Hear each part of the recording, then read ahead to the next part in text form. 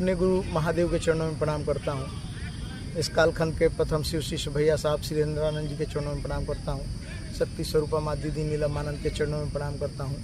आप सभी गुरु भाई बहनों को प्रणाम करता हूँ। एक गुरु भाई हैं जिनका नाम है सुनील कुमार।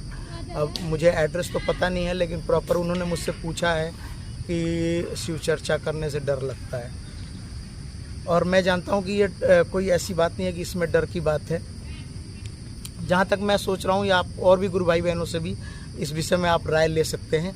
ये डर नहीं, ये सिर्फ आपके अंदर जो बैठी हुई शर्म है, तो उस शर्म के मारे आपको लगता है डर, और इसको डर नहीं कहेंगे गुरु भाई, इसको कहेंगे शर्म।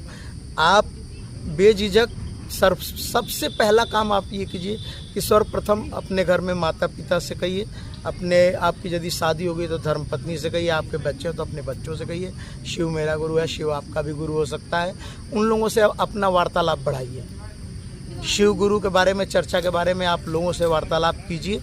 सर्वप्रथम आप अपने घर में कीजिए, और एक दिन नहीं, ये नहीं कि एक दिन में हो जाएगा, 1 महीना 2 महीना 3 महीना 4 महीना करते करते ना ऐसा आपको महसूस होने लगेगा कि बाहरी भी व्यक्ति किसी से आप यदि मिलते हैं तो उससे बेझिझक आप शिव गुरु के बारे में, क्योंकि जब हम नियम करने लगते हैं ना, तो ज्ञान हमारे अंदर महादेव किसी न किसी माध्यम से, किसी न किसी अनुभूति से हमारे अंदर उतारने लगते हैं, और फिर हम बेझिझक किसी भी बात का जवाब दे सकते हैं। तो इसीलिए मैं आपसे कहता हूँ, देखिए मैं इतना कोई ज्ञानी तो नहीं हूँ, लेकिन आपने मुझे इस काबिल समझा है, तो मैं इसलिए आपको धन्यवाद देता हूँ कि आपने मुझे इस काबिल समझा है। और सर्वप्रथम मैं इतना ज्ञानी नहीं हूँ, लेकिन मैं इतना ज़रूर कह सकता हूँ कि आप अपने ही माध्यम से और अपने मन के द्वारा अपने सवालों को हल कर सकते हैं। सिर्फ मैं एक छोटी सी उपाय ये बता रहा हूँ कि आप सर्वप्रथम तीनों नियम जो करते हैं, तो तीनों नियम में जो दूसरा नियम है चर्चा करना, वो चर्चा आप अपने घर से प्रारंभ करें, अपने माता पिता से करें, अपने बीवी बच्चों से करें, अपने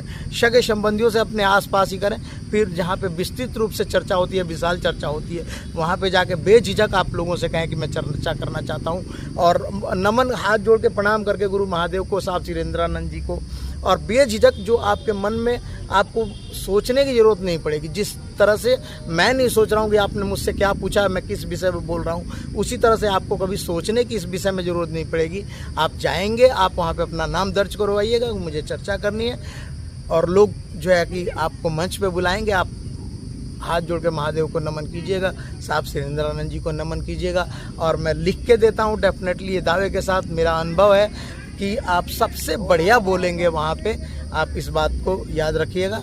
मैं एक आपका गुरु भाई होने के नाते मैं आपको सजेस्ट कर रहा हूँ, कोई ज्ञान नहीं दे रहा हूँ। या जिस गुरु भाई बहन को इस तरह की परेशानी आती है कि उनको लगता है कि चर्चा करने में मुझे डर लगता है, तो ये डर नहीं है आपका, ये सिर्फ शर्म है कि आप सोचते हैं कि लोग क्या कहेंगे, और लोगों के कहने के ऊपर ही आप शर्म कर जाते हैं, और फिर आप दया तो मांग लेते हैं, प्रणाम निवेदित कर लेते हैं, लेकिन चर्चा नहीं करते हैं। लेकिन आप ये सोचिए कि लोग नहीं, मैं क्या कहूँगा, तब देखिए इसका रिजल्ट, और तब महादेव आपके जीवन में कितना अनुभूत कराता है और कितनी सुंदर आप चर्चा करते हैं। इन्हीं शब्दों के साथ मैं आप सबको पुनः